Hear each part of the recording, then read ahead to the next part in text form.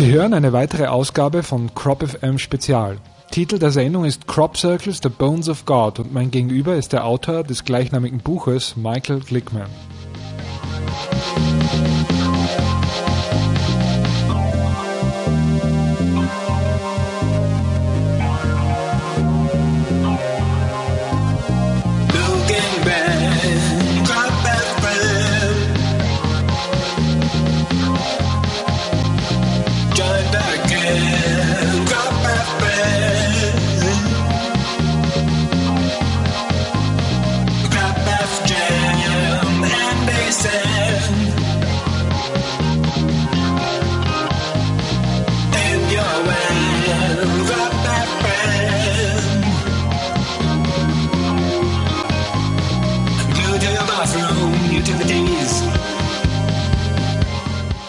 Im Zuge unserer diesjährigen Kornkreis Soul Safari in Wiltshire haben wir Michael Glickman in seiner Wahlheimat Horton besucht, um mit ihm über Kornkreise, deren Autoren, der Quadratur des Kreises, kognitiver Dissonanz und einiges mehr zu sprechen.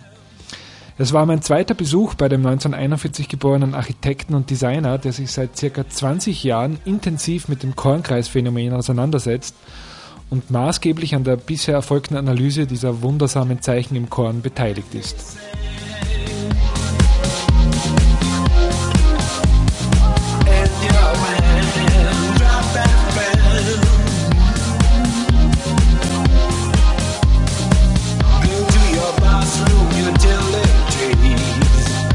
Und wie jedes Mal vermag Michael Glickman zu überraschen und in seiner unvergleichlichen Art Zusammenhänge und persönliche Erlebnisse zu vermitteln, die tief mit dem Phänomen der Crop Circles verbunden sind. So hat er dieses Jahr während der vom 31. Juli bis 1. August in Devizes stattgefundenen Summer Crop Circle Lectures zum ersten Mal über direkte Kommunikation mit den Machern der Kreise erzählt. In der Sendung geht er noch einmal auf dieses Erlebnis ein, das er 1997 in einem Kornkreis-Pentagramm bei Bishops Cannings nahe Horton hatte.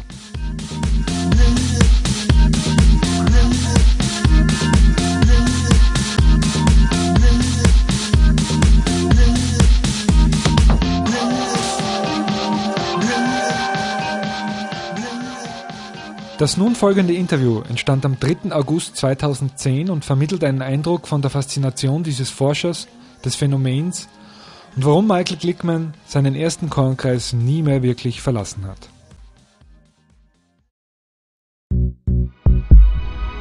CropFM. Glaubt, was ihr wollt.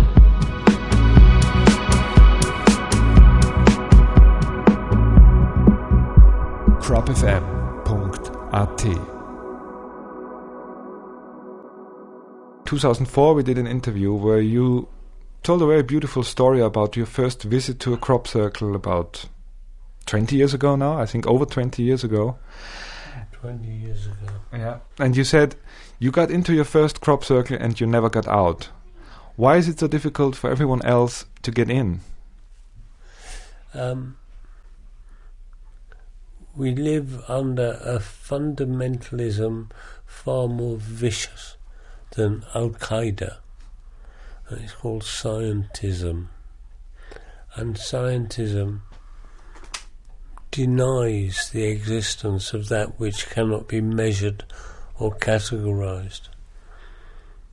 And so, fundamentally, our worldview is affronted deeply by the inexplicable. We hate it. That's number one. Number two, our primary urge is to survive. And to survive, we have learnt that we must make today the same as yesterday. And we must make tomorrow the same as today.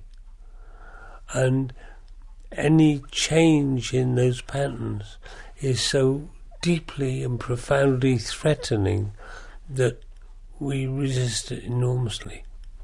And so when some fool comes along and says the earth is not flat, we can't bear it. And when some people come along and say heavier than air machines will fly, can't bear it. Yeah, that's a very interesting story that you also tell at the beginning of your book, Crop Circles, The Bones of God. And indeed, I mean, those machines of the Wright brothers, they flew, but I think even while they were already flying, there were theoretical physicists who proved that this is not possible. Yeah. I love it. I love it. But, you know, the difficulty is we all carry a sack of freight on our shoulders. And facts have nothing to do with it. Exactly, yes. I think we're all shouting for facts, and I want proof. I think there is a lot of proof that something extraordinary is happening every year in Wiltshire and in other places, but it's ignored. Absolutely, because it's not a comfortable proof. What do you think we as a global community, what are we missing out by acting like this? We're missing out the next evolutionary step. We're missing out on the softening of our hearts. We're missing out on opportunity. We're missing out on humanity. We're missing out on all the things that I love and care for. When you say the next step of human evolution, can you elaborate a little bit more in which way crop circles are connected to this next step? I must start by saying I don't really know anything. Everything I say is an opinion, a hypothesis, a speculation. And all of those things are informed by the essential optimism which is in my sack of freight over my shoulder. And I'm very thankful that my sack of freight contains optimism rather than paranoia and pessimism. But optimistically, I feel that we are on the edge of a transformational shift in consciousness. And whether we like it or not, we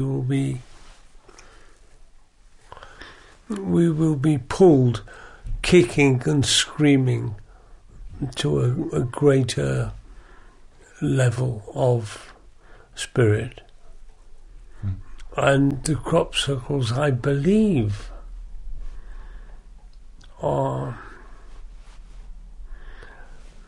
the kind of... They're not going to cause this, they're not going to push us to do it, but they're indicators, and they help us, they're teachers, and they are enormously hospitable and humane and loving, and they are here because their authors are not allowed to intervene. And they're desperate to intervene because they see we are fucking up this blue planet and ourselves. But they cannot intervene. But sprinkling the crop circles is an act of teaching, really, generous teaching and guidance. They are pulling us through step by step. They're simply broadening our vision of possibility. And this is why people are finding it so hard, because what the crop circles are saying is a huge landscape of possibility. The possibility of the interplay with another intelligence. This is intolerable. How dare they? How dare they come knocking on our door with that unbearable, unprovable idea? Number one. Number two, the idea that intelligence is massively superior to our own. What cheek, what insolence. When you talk about the authors, who are they?